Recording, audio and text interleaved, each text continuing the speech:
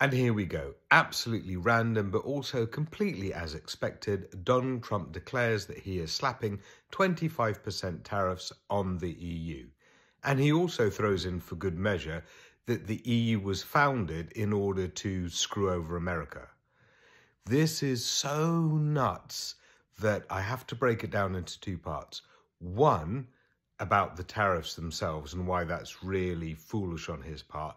But then two, the foundation of the EU and what it was all about, which is something that I know intimately as the chair of European Movement UK, that was founded in 1949 and European Movement was founded in 1948. I know the whole history. So let's go on the tariffs themselves. What a weird thing to do just after you have hosted Emmanuel Macron and you've got Keir Starmer visiting you to say that you're suddenly going to punish Europe and with a hefty set of tariffs.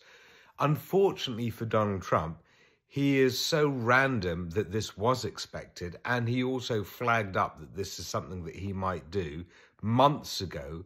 So, of course, the EU is thoroughly well prepared for this. And the EU has seen trade attacks from the States before, because this is something Trump did last time, and this is something that George W. Bush did back in 2001, 2002 with their steel tariffs.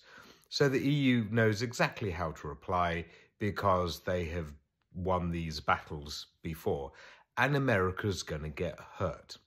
But what a brilliant opportunity now to screw Elon Musk. So let's jump back quickly to the 2001 and 2002 trade war between the States and the EU. And that is that when George W. Bush decided ill-advisedly to put steel tariffs universally around the world, it hurt the EU, which included Britain at the time. Tony Blair, his bestest buddy, couldn't convince him otherwise. So the EU said, we don't like this.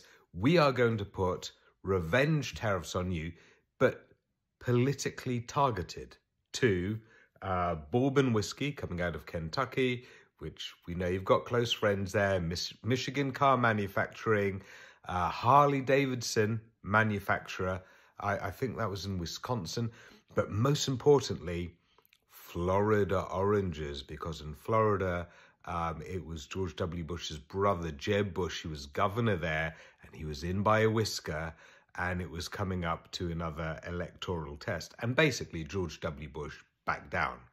So from that moment, the EU knew the formula on how to attack America when America gets protectionist. You go for the people nearest and dearest to the president themselves, and you target their states and you target the core industries of their states. And that's what the EU did again when Trump came into power and decided to start throwing around tariffs onto China and onto the EU. But this time, Donald Trump, because he's causing so much internal chaos within his country, as well as trying to take on Canada and Mexico and China and now Europe with tariffs, he is just going to get himself hurt, and he is going to get pushback within his country. He's already taking on the Wall Street Journal with his notions of laying on tariffs. But the sweet opportunity now arises to go straight for Donald Trump's best buddy, Elon Musk. Because if people throw tariffs at you, you have to respond in kind. Europe has discovered that the political stuff works, and so X is up for punishment, and so is Tesla, and so is Starlink, and you can just go for those hard right across Europe, which alongside the US and China, these are the three big markets of the world right now. Europe can go hard, but can make it extremely targeted on the pinch points in the States right now. And that's what they're going to do, and they've had time to prepare it. So Donald Trump is being extremely silly with this move at a time when he really should be working with the EU, but he's decided to be making them enemies. So Agent Krasnov, Agent Orange, is just following a weird script. Now, talking about this weird script, let's talk about the origin of the EU, because it really started in 1947, 1948, when there were lots of pro-Europe cohesion movements bubbling away. And Winston Churchill was one of the cheerleaders, and he gave this great speech in Zurich about a sort of United States of Europe in order to bring everyone together. And he and mainly French and Belgian counterparts formed the European movement in 1948, which is 77 years ago now? Yep. And that was all about political cohesion, market cohesion, and even floating the ideas of the European army. 1 year later, basically that team of people put together the European Charter on Human Rights, which included the European Court. United Nations were trying to do the same thing. America was the one that screwed that over, by the way. So Europe actually got more advanced on all the cohesion stuff, guaranteeing fundamental rights. But the basic of it all was peace between nations and guarantees of human rights and citizen rights in all participating countries. And that just grew and grew. And in the 1950s, it was Germany and France that said, right, the first move here is to just jointly share our coal and our steel production so that we can never go to war, because the fundamentals of building the war machines, the coal and the steel, are jointly owned. So you can't separate that and get two armies against each other. So that coal and steel union then expanded to include other parts of market, and it built into a whole set of different communities, from, you know, the atomic research and stuff, to be the whole European communities, called EC for short. And then that later developed into a single market and a whole European Union. But the cohesion was always economic and political, with the fundamental principle about guaranteeing the peace and human rights and fundamental rights for all within it. And then on top of that was just the market cohesion in order to have size and bring down barriers.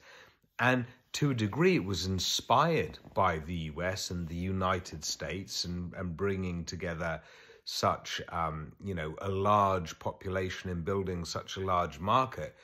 But this isn't something that was rivaling the United States, because the United States was encouraging it and encouraging its expansion actively. You know, from the initial days of kind of like the Marshall Plan, reinvesting in the health and the stability of Europe, to actively investing in the EU's expansion eastwards in order to take on these new countries that wanted democracy and stability and human rights, and to be part of a market with mechanisms against corruption, all that kind of stuff. The US and the EU have been partners on that idea of stability. So for Donald Trump to say that the EU was set up in order to screw over the US, rather than in admiration of the US and in partnership with the US, with a shared notion of global order around, rule of law, yada, yada, is just batshit crazy. Probably comes from either the Russians or other malign influence. But the fact that he would go and say it without checking it, when the history is so well documented, is just another reason why Europe at the moment should cut itself away from America wherever possible, and be that strong entity in itself that can protect Ukraine and that can protect the global order in terms of justice, the International Criminal Court, World Health Organizations, United Nations, and all those kind of structures that also help out the global south and all of those developing countries that just need a solid system to work with. So, yep, Donald Trump being crazy again, but getting himself into the stupid box again and making better arguments yet again for him just being isolated from anything that is sensible.